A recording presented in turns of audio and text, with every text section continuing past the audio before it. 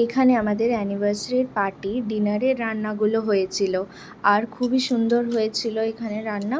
আর আমাদের ফার্স্ট অ্যানিভার্সারিতেই এই পার্টিটা দেওয়ার ছিল, কিন্তু কিছু কারণে আমরা দিতে পারিনি, তাই সেকেন্ড অ্যানিভার্সারিতে ছোট্ট করে একটা পার্টি অ্যারেঞ্জমেন্ট করা হয়েছিল। বেশি কাউকে ডাকা হয়নি, আমাদের ফ্যামিলিতে যারা ছিলেন সবাইকে ডাকা হয়েছে। আর বাস পার্টিটা অনেক সুন্দরভাবেই হলো, খুব এনজয় করেছি আমরা সবাই।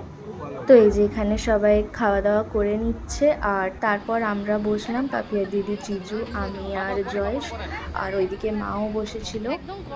সবাই আমরা খেয়ে নিলাম, কেন কি তার পরের দিন আমাদের সকালে ট্রেন ছিল, আমরা বাড়ি চলে এসেছি।